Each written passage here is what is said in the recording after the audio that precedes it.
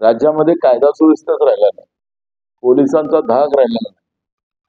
आणि त्याचं कारण असं आहे की तसं हे राज्यातलं सरकार 100% भ्रष्टाचारी आहे. पुन्हा महाराष्ट्रामध्ये आज जातीय वाद निर्माण करून या राज्यामध्ये पेशवाई आणण्याचा प्रयत्न मुद्दामून केला जातोय. तरुणांच्या पिढ्या बर्बाद करण्याचं काम महाराष्ट्रामध्ये या सरकारच्या भ्रष्टाचारी व्यवस्थेमुळे आज मोठ्या प्रमाणात वाढत चाललेले आहे. पिढ्या बर्बाद होत चाललेल्या आहेत. हे चित्र आपण पाहतोय. मला हे कळत नाहीये, सरकारच आता पनोती नाही म्हणणार या सरकारला, नाही तर त्याचा वेगळा अर्थ हे लावतात. पण या सरकारमुळेच ह्या सगळ्या घटना होतात असं मी म्हटलं तर वावगं ठरणार. राज्यामध्ये कायदा सुव्यवस्थाच राहिला नाही, पोलिसांचा धाक राहिला नाही. आणि त्याचं कारण असं आहे की तसं हे राज्यातलं सरकार 100% भ्रष्टाचारी आहे. तसंच हे सरकार महाराष्ट्राला बर्बाद करण्याला काय शब्द वापरला, हे सक्षम राहिलेलं, हे सरकारच सक्षम राहिलेलं.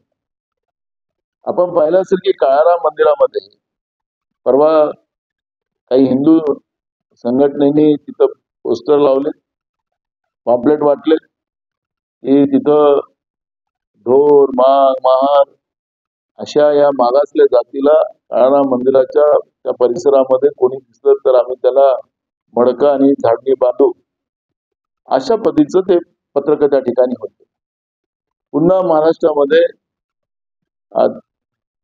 जातीय वाद निर्माण करून या राज्यामध्ये पेशवाई आणण्याचा प्रयत्न मुद्दामून केला जातोय असं चित्र निर्माण करण्याचं काम या ठिकाणी पाहायला मिळालं.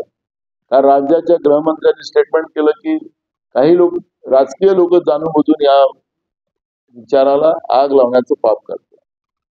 माझा सवाल देवेंद्र फडणवीसांना आहे की ही कृती करण्याचा हिंमत ज्या कोणी केली असेल, ज्यांनी कोणी केली, तर का केली? त्याचं कारण आहे की आता जो प्रशासकीय धाक असला पाहिजे तो महाराष्ट्रात संपलेला आहे. IAS आणि IPSच्या बदल्यामध्ये करोडो रुपयाच्या बदल्यामध्ये पैसे खाल्ले जातात, ते आता जगजेर झाले. आणि जे कोणी अधिकारी बोलले तर त्याला ईडीचा धाक दाखवला जातोय. आणि त्याच्यामुळे प्रशासकीय व्यवस्था पूर्ण ठप्प झालेली आहे. प्रशासनाचा धाक आता जनतेमधून संपलेला आहे, सरकारचा धाक जनतेमधून संपलेला आहे. आणि म्हणून अशा या सगळ्या परिस्थितीमध्ये चंद्रकांत पाटलाच्या काळात तर त्यांच्या तोंडावर शाही फेकली होती. तो आता काळ नाही आहे. दादा आता दुसरे पालकमंत्री झाले, तिथं दादा आहेत ते कोणी, तोही दादाच होते, हेही दादाच आहे वाटतं. त्याच्यामुळे तो धाक राहिलेला नाही, कोणी राहिला. पण हे जे मुंद्र्यावरून जे काही आज मोठ्या प्रमाणातून ड्रग येतो आहे, गुजरात मधून जो ड्रग येतो आहे, त्याला थांबवण्यामध्ये सरकार अपयशी ठरलेलं आहे.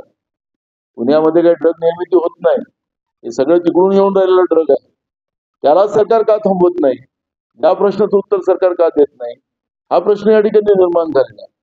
तरुणांच्या पिढ्या बर्बाद करण्याचं काम महाराष्ट्रामध्ये या सरकारच्या भ्रष्टाचारी व्यवस्थेमुळे आज मोठ्या प्रमाणात वाढत चाललेले आहे. पिढ्या बर्बाद होत चाललेल्या आहेत. हे चित्र आपण पाहतोय.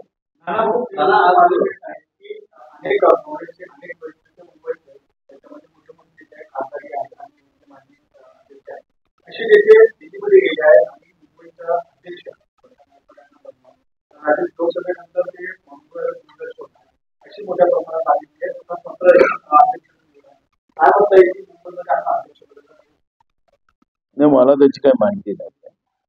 आणि आखरी हायकमांडला सगळे अधिकार असतात. पण वर्षाताईच्या याच्यामध्ये आता आपण पाहिलं की आमचा पहिल्यांदा एक खासदार आता खूप दिवसानंतर आलेला आहे. त्यामुळे मला नाही वाटत की असा कुठला बदल होईल. पण अशी माझ्याकडे कुठली माहिती नाही, त्याच्याबद्दल तर म्हणून कुठली प्रतिक्रिया देणं चुकीचं आहे.